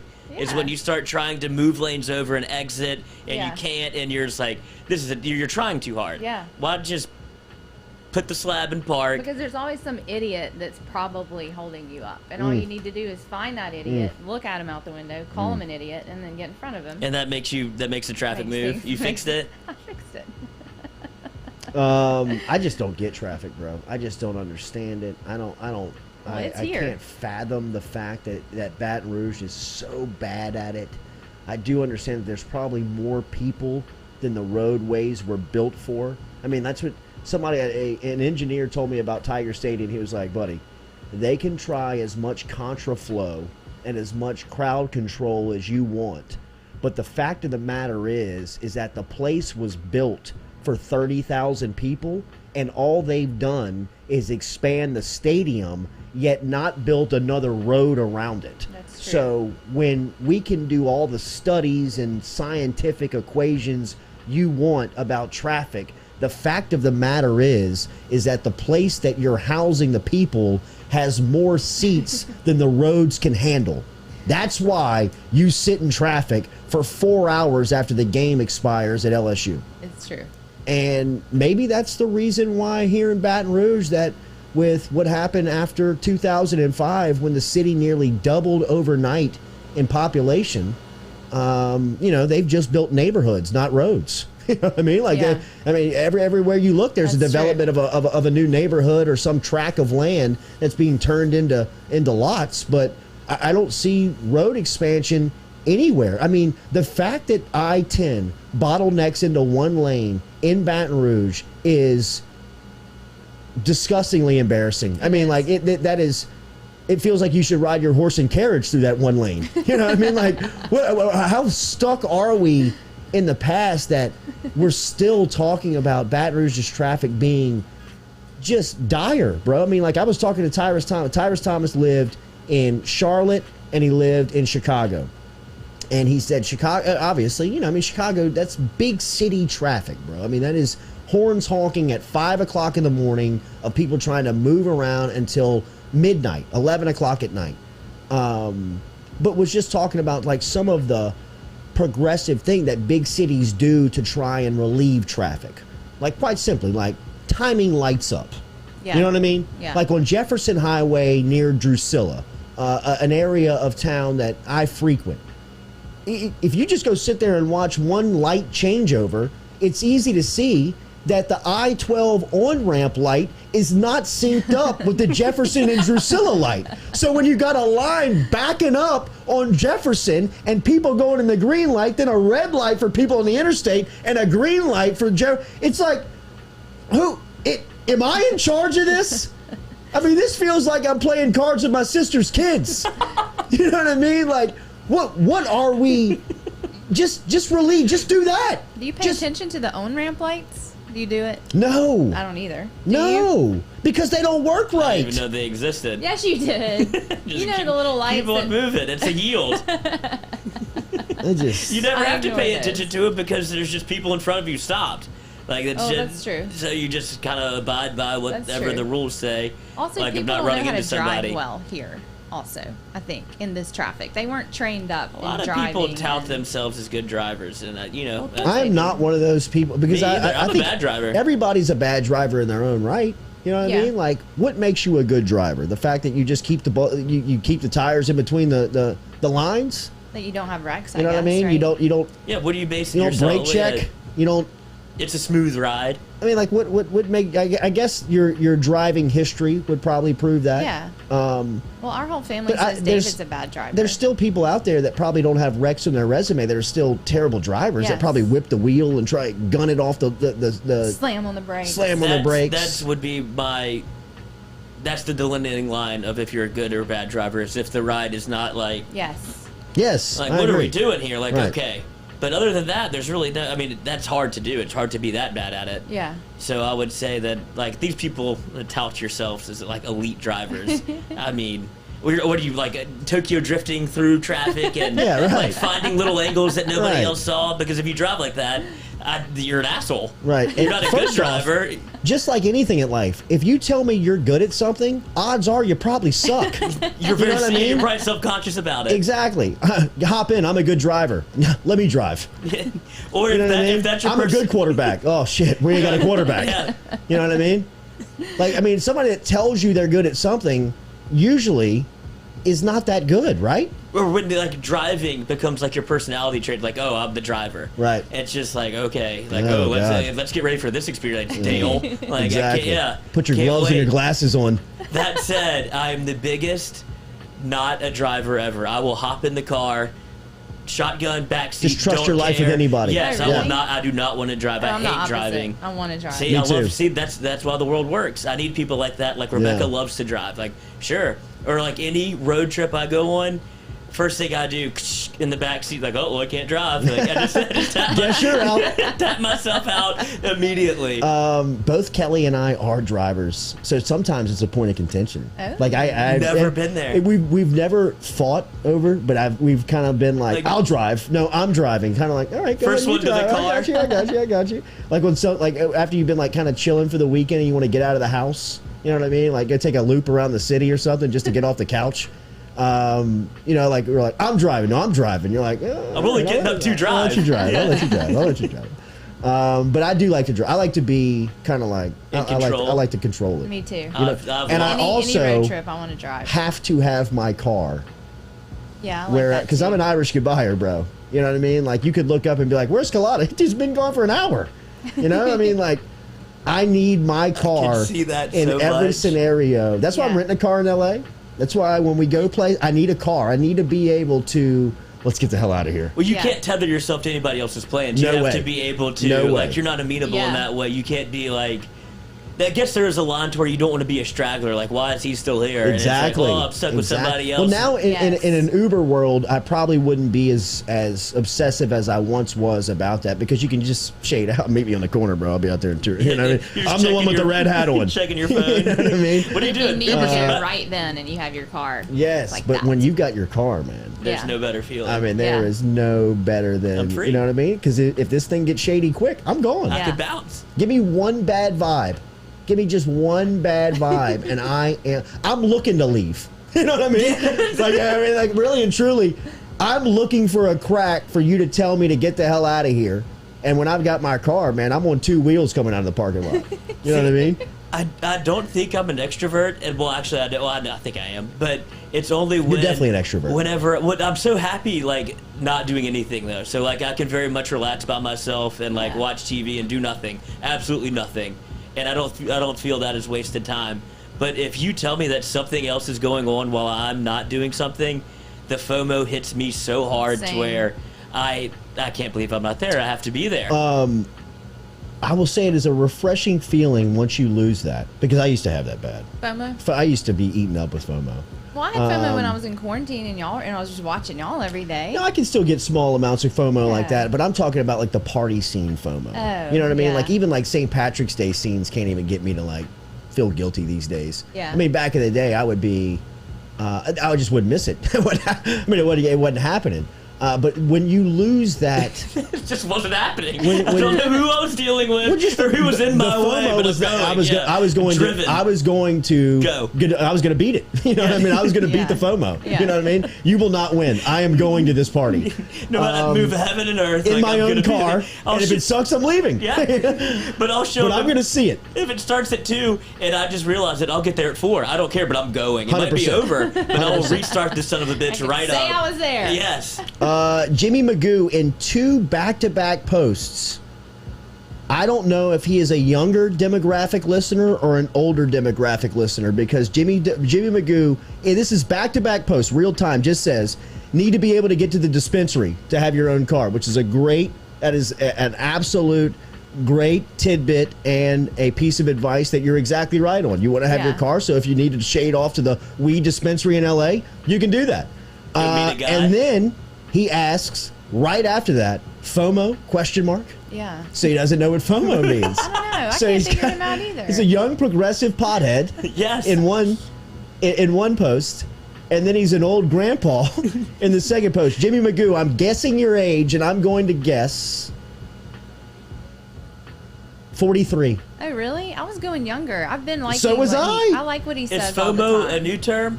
For Jimmy, if you want to know what FOMO is, it's when you don't have your car and you want to get to the pot dispensary. That He you're, knows you're someone Without did somebody it just for explained him. it, it's fear of missing Jimmy, out. how Yeah. old are you? Can you tell us? Is that weird to ask somebody? No. He's 45. 45. 45. And obviously, I want to know where he I lives was if he thinking gets to young. sneak He already off. said on the North Shore. He put that in a comment. Or maybe he was just there. But he Do did they say. have dispensaries on the North Shore? Probably hidden at this point, but I mean, they're coming. That'd just be a drug dealer. They're coming. I mean, dispensaries are coming to Louisiana. It should be. I mean, when? soon. Like, not medical, but regular. Recreational dispensaries. Medical dispensaries are coming to Louisiana soon. I know that. Recreationally, I would say 3 years over and under. I would take the under. You think so? I do. I think the medical stuff even surprised the politicians. I mean, you saw Stefanski. Yeah. When he talked about it, I mean, he was even surprised by the acceptance of the medical marijuana. I think the medical marijuana will ease the sale to the public of recreational marijuana. It just I becomes. mean, who are it we becomes kidding here? It becomes a norm. So if you're a freshman at LSU, start now because you're going to be run out of business by the time you're a senior. It's going to be recreational. So if you're thinking about making that pivot, go big, go home, and get out. Yeah, I want to open a dispensary. We need to I have mean, it- there's already a dispensary here in town. No, like a recreational when it's legal. When it's legal. Phew, that would be great. The UDL. Wouldn't that be cool? Get mom to bake some cakes, some little sweet treats. There's a dispensary like in Medical Plaza here in Baton Rouge. I mean, There is. we've got a few on staff that have been. We do. I mean, yeah. I don't know where it is. There are only a few on It's on staff, Bacardi, bro. so- Who all are you referring to? I go there, then I go to the Piccadilly. Travis LeBlanc said he's 37 years old and never heard of the term of FOMO. What? What, y'all? Come on. Fear of missing out. Yeah. Once you learn it, you might have to go through the entire rigors of experiencing it and quitting it. Now that you know what that little Yeah. pit in your stomach is when you want to be somewhere, Yes. and if you have like a significant other and they're holding you back from not being there, or like things keep getting I in like your that way. that's where you go. Because it is hell. Because I'm trying to get to the tailgate, and that's all I Yeah. can think about. And once I make my mind, I'm terrible about this. Like, it is 100% my fault. But I have a one-track mind when it comes to getting to somewhere, and I know it's not fair because girls have to do a lot more prep to get ready. Uh-huh. I literally splash my face and throw on a t-shirt and fart, and then I'm out the door. But like, What a pregame. when you're stopping me from Glad you getting threw to that that spot, like, I've become like a terrible person because what's the holdup? What are we doing? Like, let's Yeah, go. absolutely. And if it's something like, Do you need me to drive? right, now then I'll drive. I'll drive myself. I'll leave. My dad would leave us. Yeah. Or like he'd be in the car. Yeah, I'll leave. Like, we'd still drive. I'll just leave drive. you. Yeah, I'll leave. That sucks. It is. It's you're That in for a sucks. fight, but I'll leave. What's the biggest event of FOMO that exists? I would say St. Patrick's. I have two. Here in I Baton have Rouge, two. you mean? I have two. Yeah, here in Baton Rouge, Okay. locally, or just for you. For you. For me, it would be. I'm over the LSU football game scene. See, I'm still there, You're still there? without a doubt. A good tailgate could draw me back. But St. Patrick's Day and Spanish Town, the Spanish Town Ball, if you have not experienced, is sneaky. Lloyd, you are Spanish Town, bro. I'm not connected. I'm not from Baton Rouge. I You feel like are that's now. a very Baton Rouge thing. You're in. Yes. You're okay. in. You're Yes. in. You need to experience the Spanish Town heard Ball. it's rowdy. It is. Sometimes I can't believe I'm in Baton Rouge. I really. It's that non-judgmental and just cool For that you're one like, day? where are all you people the rest of the year? So everybody lets their hair down for one event, and this is And the bro, one I'm that talking I've been about missing? like I haven't done politicians. Spanish Town. Just Achilles. I've never done Spanish Ugh, Town. very Baton Rouge. It is very- Oh, it's that's the stuffy one? It's Gross. very Baton Rouge. It's Um, very Baton Rouge. Spanish Town is, I mean, in. lights off. I mean, the the decorations is dicks. Oh. You know what I mean? Like it is the Decorations is it I mean, it's just bachelorette party. It took me a just second, like, raging when you said boners that, everywhere. I mean, the first time I walked, I was like, "Look at this place, man! I mean, is that penis? That's a penis. I mean, like just." Hell yeah, it is! You're like, oh my god, right? How long have y'all been here? Where am I? Yes. What? This exists in the River Center? I mean, like, but I've been telling you for the last 5 years, I've not missed the event, and I was so depressed. I was more depressed Double last year that was Is it double At canceled? February 13th, it was supposed to be on. It was canceled this year.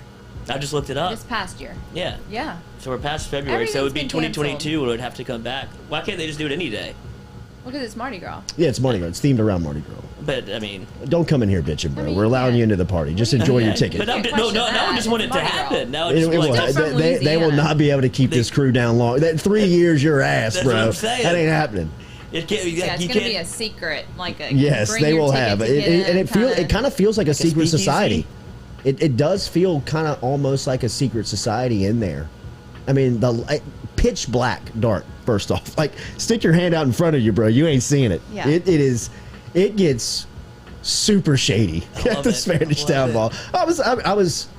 I was amazed, bro. The last time I've seen the sun come up.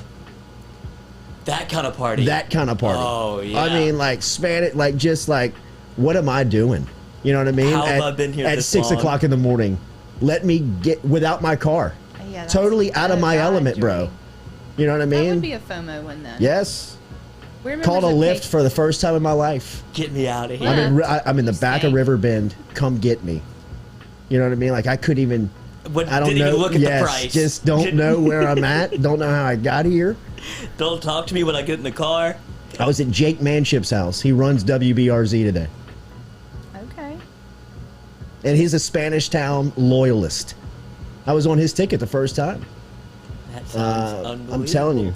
We're First- members of KKDL, and it's the opposite. What It is is that? like it's Carnival Crew de Louisiane. It's more of a charity one, Mm. and they have like the debutantes and stuff. But I mean, it's over at like midnight. It's like lights come on. Everybody's like, okay, bye.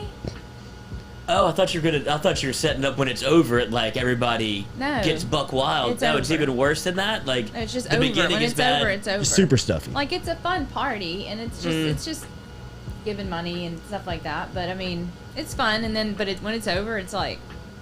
Yeah, well, okay, I see what you're saying. Like, get the Yeah. hell out. Lights There's no, on. Yeah, there's like, no get your wing. decorations. Well, we there did is this that too table. at Spanish Town. Like Yeah. when they hit the lights, it is. Well, I mean, they have to at some point, or it never it's ends. a lot. People have seen ghosts. You know what I mean? Just. You know what I mean? Like, have you looked like that all night? I thought you were my husband. Yeah, that's right. When did you get here? What have you heard me say? Oh, you're not wearing pants either. Okay, That's just looking around. All right, I can't be the only naked person here. Um, Oh my god. Are we going like Tom Cruise with mask at this thing? you could. And then just Yeah, kind you of. I mean, Look everybody around? dresses up. Like, are we formal? Yeah, it's. What's a lot? Pink's the theme. There's I saw usually that. there's usually a motto every. There's usually a theme every year, but just as long as you got a touch of pink in there, you're good.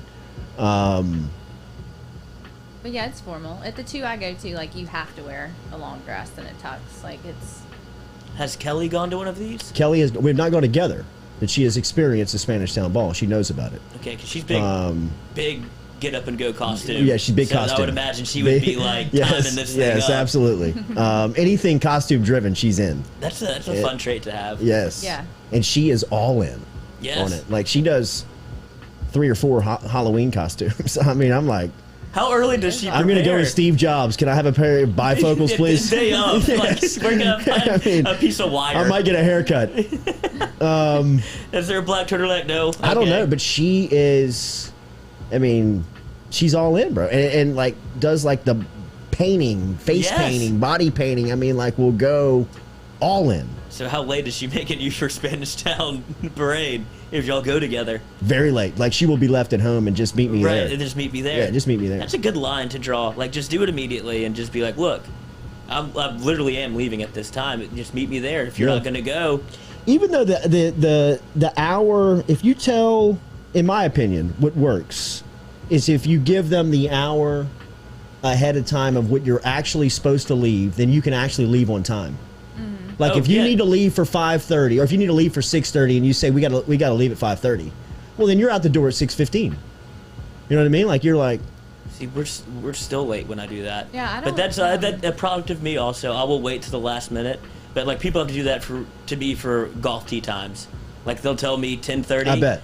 And it's actually 11:30, and I still show up there at 11. Yeah. Like just because I don't need to do any of the. Why are you late? You're not a girl like primping. Seriously, so Liv. like what's happening? Timeliness is so aggravating. I know. It's so annoying. I'm timely to things that I know start on time. Like you have to be there. Golf, I'm gonna be here for. I'm having a good time. I don't want to be rushed. Because once you start taking that mindset of being very strict about, it's not fun anymore. Yeah. This is a fun thing I'm going to. I'll get there when I get there. I just don't have the patience to play golf. It won't be, you playing the wrong style. You can't care about that number. I don't give a damn about that number. Yeah. I'm just by 8 or 9. I'm ready to go. I'm just. Oh, so it's just the amount of time you're spending at the golf course. Yes, it's just the 8 or 9 in the morning. 8 or 9 holes. Oh, I was like, I can't play 18. There. I'm just not mentally I wouldn't be suited able to play 18 holes. I can't hit every shot and keep every count and do all. I just pick it up, bro. That's when you get to the spot of you have to start when you start playing well, like consistently. You're like, oh shit, I want to play 9 more holes. Yes. So that's where you're at. Like the first 9 are fun, but it's like, all right, I'm gonna do the exact same thing for 9 more holes. When you start like actually chasing a number, like, oh my god, I'm hitting it good. That's when you want to play even more golf. So that's the golf secret. It's like a drug. Once you do it, you want to do more of it. And then once you get good at it, you can't stop doing it. That makes sense. Yeah. So it's a weird thing. That makes sense. It's a weird Did y'all thing. talk about OnlyFans yet? Was just about to talk about it. How they just duped everybody. Whoever their marketing, whoever their market manager is, whoever is head of their promotions deserves a enormous raise. I think this was planned. It does seem like it at this point. It was, and if it was, it may be the most ingenious promotion I've ever seen a corporation go through. I mean, think about how confusing this was. They pay out $300 million a month. To pay out $300 million a month, what are you making, right? And for somebody to say, "Hey, man, your business model's not working because our credit card companies are feeling guilty about paying out sex workers," like, huh? What? That doesn't make any sense. And there's no way that the banks just changed their mind yesterday. Exactly. Like, that doesn't happen. No, if you take it to like the next level of this, like Rouge that they're pulling, it's shifting all of the blame onto major credit card companies for shaming people who sex you workers. love to hate. Yes. Right. So You already love to hate them. Now you hate them even more because they don't support some type of industry. Yeah. they're gonna have MasterCard's gonna have to come out with a statement saying we support Yes. any sort of, you know, We have sex an work. OnlyFans account. That love would be sex. the move. That would be the A move. MasterCard. That would be the move. Slot the credit card. Yeah, it's very strange. There's going to be more coming out about this, I feel like, But right? And if you're the guy where this happened to, if you're the marketing person where this wasn't your plan but it falls right in your lap, do you not just take credit for it immediately? You just lie. You're yes, like, absolutely. This was what we were thinking. Stu Gott's my way to the top. Exactly. Like, I mean, just hold. It's going to be all y'all, right. man. Now we're sitting in the driver's seat. We own MasterCard. Now we got the credit card companies by the balls. They're trending again. Literally. Yes. Put them on OnlyFans. So I've never looked at OnlyFans. Me either. Like, honestly, I really haven't. I have But, not like, either. So I have not like either. They're saying like celebrities like Cardi B and Bella Thorne have joined as creators. Are they like? I don't think nude they're on getting there? naked Like, on there. I is don't have an everything OnlyFans either. just sex on it. Yes. but- Everything. I think that the people that are making the money off of OnlyFans are just the everyday people. It's the teachers. It's the banker. I mean, like if you've seen a lot of the stories around OnlyFans are It's normal teachers, people. Yeah. nurses being called out by their coworkers Yes. for having an OnlyFans account that they're collecting 75 to 80 grand a month on. You know, it's like obviously it's, you know, the ugly duckling nurse pissed off at the newbie who has Doubling the her salary Instagram and- account who's pulling up in the Mercedes drop top. You know what I mean? Like that seems to be like the story of who's making it on OnlyFans is not necessarily like it sounds like Cardi B would have an OnlyFans to put out her music videos and would be able to charge people like a premium For to like see an- it before it drops type thing. Like you an want uncensored version. exactly like you want to see it A before the nipple rest of the pops out. world sees it. Pay my OnlyFans account and you can see the video. But there's nurses that are knocking off on lunch and going into the car and starting a live stream and collecting. It's just it's. I had a banana for lunch. Yes, I mean, yeah, right. And I mean, it didn't even peel it. Yeah. I mean, it's not one bite. So I mean, like that seems to me who's really like having success on OnlyFans. It's allowed people to create a second stream of income. There was I remember a story. It was probably a year ago where she graduated like summa cum laude from her college, and it was like a prominent college, and they were slut shaming her essentially for having an OnlyFans. She's like, "Well, I'm bringing in $100,000 a year on OnlyFans, and I just got hired to be like, a very prominent position in what she graduated in." She's like, "I'm sorry, life is good. Yeah, this put me through school. Are you kidding me? Like, right. I have a little change in my pocket." Well, I mean, I think the teacher was like, they were like, "You have to leave your job." She was like, "Okay, I mean, no problem. I'm making 50,000 here. I'm making 75 a month on my OnlinFans." You just open up OnlyFans hours. Yeah, right. I mean, I was just doing this to keep up the persona. You know what I mean? Like, check all your kids' phones. Exactly. How do you think I got caught? Yeah. All your dads told on me. You know what I mean? Like, right? That's what happened. Yeah, you found your husband's phone. You said, "Oh, is that Miss Latimer?" We need another parent-teacher conference. Just us two. Yeah, right. Hash this thing out. Okay, I have another story. Have y'all heard about the Belgian woman that is banned from the zoo after having a 4-year affair with a chimpanzee? What? She said it was an affair. She said it was a fair. So the chimpanzee's Why was the chimpanzee married? No. The woman said it was no. The chimpanzee's name is Cheetah, and it's been at that zoo for 30 years. And over the past 4 years, this woman has visited the chimp every week. And she said, "I love that animal. He loves me. I haven't got anything else. Why do they want to take that away? We're having an affair, I'll just say." So they're it's saying not that physical. So has she confirmed anything physical? No, because Okay. there's a glass between them, clearly. Oh. It's a zoo. Okay. But she said they're all every day they're blowing kisses to each other and waving at each other, and it has impacted the chimp's relationship with the other chimps in the enclosure. So he's like ignoring the other monkeys because he's constantly focused on her and like waiting for her. And so he's not able to like interact with the other monkeys, and they're saying like he's less respected by his peers. Undefeated. Because he has this relationship. Undefeated. The pheromones. Y'all Isn't that are weird? evil. Y'all are So evil. they banned her from the zoo. Oh, unrequited They love. banned her from the zoo, and now the zoo is like working with Cheetah to help him like interact. Why with wouldn't you his- just hire her? Well, would you hire her? That's weird. It's- 4 years every day she's coming to that zoo to blow kisses at that chimp. How we did have she a- get caught? Well, they watched her. They've Yeah, I seen mean, her. if that What do you mean, how'd 4 she get years caught? every day, I They mean, see her every day. somebody's Come gonna be in. like, "What is she doing, bro?" Yeah. Does she go to the disguise route where you start wearing different outfits? No, But I guess the she's chimpanzee openly, wouldn't. like, Like why coming are into y'all the doing casino? this to me? Yes. A hat and a wig and glasses. Had to do that. Walk up to the glass flat. It's me. Had to do that in Las Vegas. Had to buy a little hat. Just Did you really? through here? Yeah, there's a mix up at the club. Stop. Wow, Are you dude. serious? Not the strip club, the normal club. How many times you been to Vegas? 3. And you had to go Ocean's 11 on them? Damn, Yeah, boy. just one trip. It wasn't through nobody's fault. Somebody may have gotten it a dust up with the bouncer, and I went back Jesus, in to go help. And then Lord. it was like, all right, just skedaddle. And I You're was out in like, LA, well, bro. Yeah. You're out on LA. No, it's not my No, fault. you're out on LA. Oh, It's no, not my boy. fault. Can't bring you anywhere. It was Don't not show up my on fault. time. When you do show up, you get banned from spots. Being a good friend. I don't know. What do you not? You don't want that. You don't want somebody that's got your back. I got enough friends, bro. Yeah. Just a little loyalty. Can't spell loyal without loyalty. That's true. Michael cute. Thomas had a weird summer. Michael Thomas is claiming that his LA mansion owner ruined his off-season training.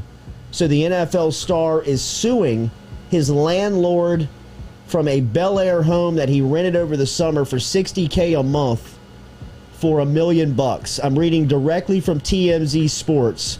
NFL star Michael Thomas says his off-season training program was severely disrupted by some nightmare landlords in LA.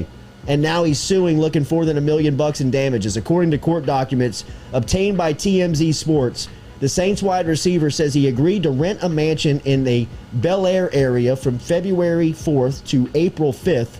The place was awesome. 6 bedrooms, 8 bathrooms, incredible gym, media room, and a pool. Thomas claims the deal with the owner was simple. He says, I'll pay you $60K a month in rent, and here's $60,000 for a deposit. You don't come around here anymore. I want you to leave me alone. I'm going to train here. Thomas says the owner promised to leave the NFL player alone, allowing him to train for the 2021 season without any interruptions. Thomas claimed he paid him $120K for the 2 months rental term, and he also gave him $60,000 in security. But Thomas says after he moved in, it turned into a nightmare.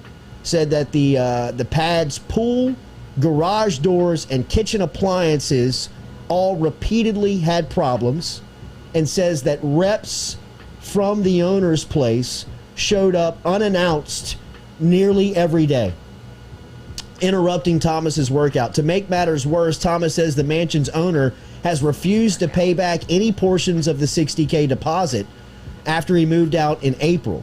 Thomas is now suing for breach of lease and is asking for more than $1 million. Reportedly, this is coming obviously this is coming after the summer that Thomas had with the New Orleans Saints, which it sounded like the Saints were under the assumption that Thomas was going to be rehabbing his ankle that he injured last season in Week 1 versus Tampa Bay.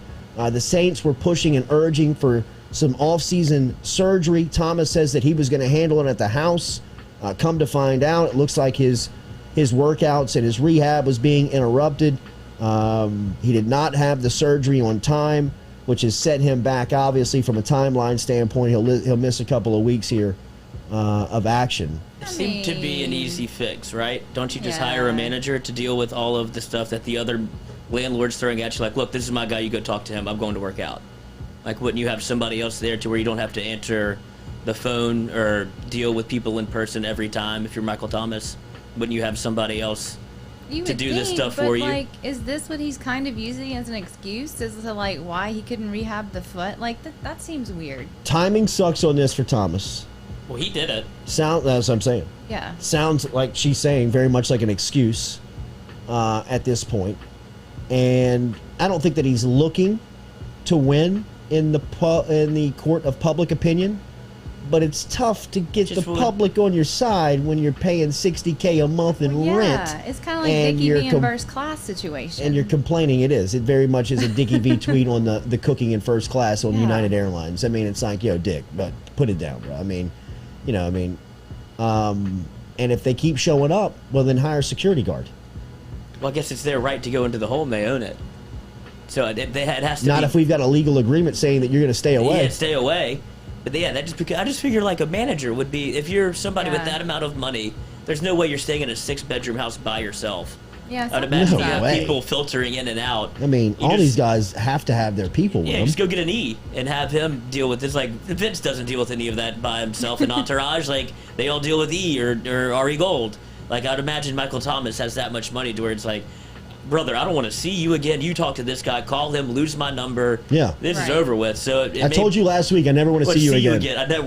Before I was even here, I didn't want to see you. Right.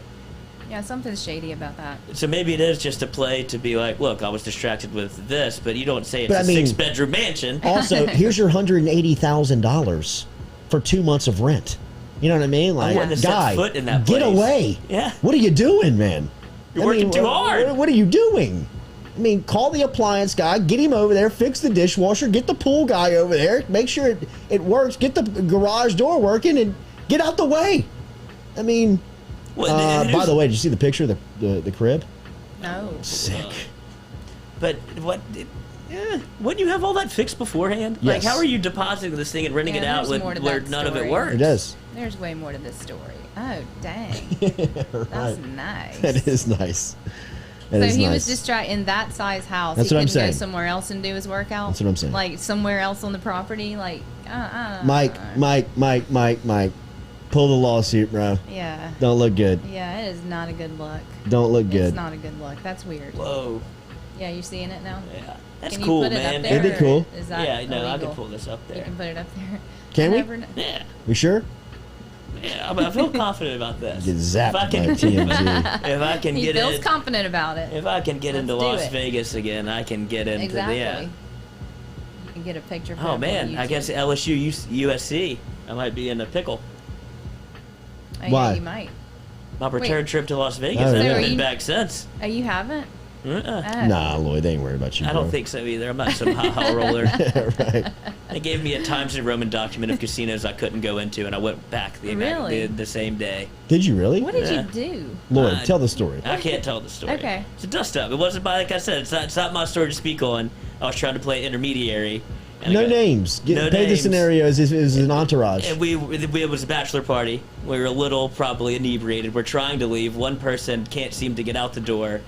Seems to have run into a bouncer. Strip club? Where? No, normal like in the casino? Yeah, like part of the casino where you can go in and like get bottle service and all that. So Sure. an inordinate amount of money is being spent by other people while I'm trying to just sit there and blend in, like grab a couple of like old drink, polishing off some empties and just holding Yes. them. And like, all right, I can fit Beautiful in for day, huh, boys? Right, yeah, I can fit in for like 30 more hours maybe, and then I'm gonna be busted. But so we're all leaving, and it's working out fine. Everybody seems to be doing well at like 4 a.m, and then one gets caught up with the bouncer and trying to like get out, and it seems to be like a scuffle. So I go back in, and then like, no, there's no re-entry. I'm like, I'm just trying to help him get out. They're like, no, you re-entered, and it turns into like, did you pay? And it's like, of course I paid, but you didn't pay the second time.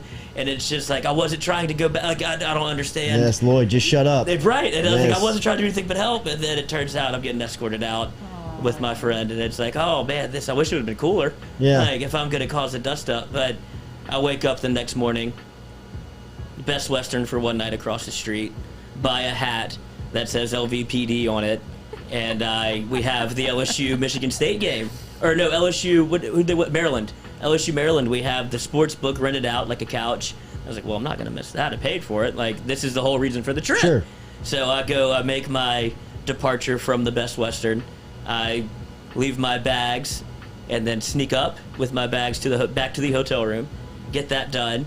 I have my Walgreens LVPD hat that I'm walking around with, look like a total tourist, which I am, but I was trying to go to like, oh, this guy doesn't know anything, so let him go. And then I go back through the casino, hat on, don't check in, just slide around the other way to the sports book, see no security, sit my happy ass down there, make a couple bets, and it was all honky-dory, but I was nervous because I didn't want to smoke. They said if you re-enter, it was jail.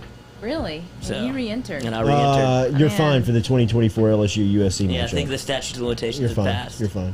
Wait, so what's the deal? When is that game? 2024. 2024. Okay. Labor Day weekend. Big revenge game That's for cool. Coach O. Would be. For He says sure. he still can't wear blue for UCLA, USC. USC had his heart. Yeah, it does. Do y'all still Well, they think broke he'll his be heart. the coach Yeah. then? They broke his in heart. 2024? This season will depend. Will go a lot in saying that. This season will Am go I a not lot in supposed to saying say that. that? Hot take question. No, I didn't think about it. No, I mean that's I mean, that's the first thought I had. this season will go into a lot of that. I think a lot of the stability around Ogeron's future will go into the 2021 season. And if he does good this year, I think he's here in 24. Oh, for sure. You know what I mean? Okay.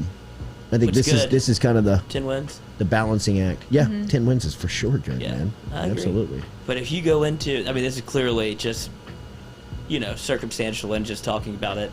But if you go into that game, LSU, new head coach, USC in Las Vegas, that would be, talk about the build-up for an LSU program on absolute, on stilts. That would be wild to have, the transition of power from Coach O in 2019, national championship, 2025 and 5, whatever happens this year, and he gets, released, and we have a new head coach in 2024. I mean, you're talking about a program that's on tilt, to where it's like this could be a Well, that game's still 3 years away. I know, that's what I'm saying, but I'm talking about if you have a whole regime change, that would be wild in my mind. Yeah. Because I didn't even think about that. I just assumed, I still feel good about where Coach O is and how this will play out. I feel like he'll be here. Absolutely. I mean, Yeah, no, I think this will be a great season. That was my first this thought. will I mean, this will a lot be of changes in 2 years. yeah. I mean, in college football, that's 2 years is But it makes you think that this is eons. Yeah. this is a program-defining season almost. absolutely to is. keep everything just It steady. is. I agree with that. I agree wholeheartedly. I mean, we've said that on the record. This year is monumental for the future of I guess it's finally just The hitting stability. me because it's so close to where it's like, oh, shit, all these games are very important for him. very Yeah. extremely. That's why he likes it, though. He wants Yeah. his back against the wall. He can't get comfortable. He Yeah, does his that's best, the pressure. and he does his best work Like this. when you doubt him, when you're out on him. And I think the the Carter video like shows that he's not being too hands-on because that's his D-line. That's where he said he was gonna, be very involved with. And to see him let him put the pads on and have some fun and do stuff like that seems to be that he's like, because that's what makes me the most concerned about a head coach maybe with his back against the wall, is they try to control too much. They try to meddle, and that's where he said it's my program, and that comment concerned me. But to see him let, kind of the coach's coach and how they're interacting with the team, this is all good news to me. Andre Carter with the pads on, very intimidating. That's the thumbnail. Very intimidating. All right, have a great day out there on this Thursday. We will be back with you tomorrow morning, closing out the week. We'll have Lily in studio cooking up some dumplings. She doesn't know the Vegas story, so that'll be fun. Oh. And I'm sure I buried myself with Rebecca and the traffic talk and the not being ready, so it'll be a fun 9 to 5 for me. But we don't have anything to talk about. I didn't know it was like that. I didn't know it was like that. Well, maybe not. We'll see. We'll see. Yeah, Lily's got an Asian cooking class coming up, so this is like a little pre-taste. Also, game day tomorrow. Also, game day. It is high school action cranks up around the city. Oh, you and Rohan. Me and Rohan will be at games. I think we're going to see Madison Prep and Woodlawn tomorrow night. There's games all over the place. We got our jamboree tonight. Tonight? Looking for a good Thursday night game. What's your plan for tomorrow? What are y'all gonna do? Like any report or anything? I think we're gonna take a camera out there, get some stuff. Social. A little social. Ricky Collins, Quincy Wiggins. Check out the two stars heading into the season. You're high on Ricky. I am high on Ricky. Well, I'm high on Ricky because Rohan's real high on Ricky, and then talking to some people around LSU, they love Ricky Collins. They love Ricky Collins. But as we said for Ogeron, in this year being huge for him, as big for Ricky Collins. I mean, Ricky Collins has checked all the boxes up to this point. If he can go through this junior season where he is, an all-state type performer and his team has success and he shells out in these big, enormous games that they have on the schedule. I mean, Zachary, Carr, West Monroe. I mean, just the Woodlawn schedule is a who's who of Louisiana high school football. Ricky Collins will easily walk into this LSU offer. And I'm pulling for him. I really am. I'm pulling for him. Baton Rouge kid. Eli Holstein's going to Texas A&M. I'd bet that Arch Manning's either going to go to Texas or Alabama. If LSU gets Ricky Collins out of that class, I think that they've got a winner. And this year will go a long way for him to prove that. Have a great Thursday. We're back with you tomorrow morning here on the Jordy Culotta Show, presented every day by Go Chevrolet. What do y'all think about that hurricane coming?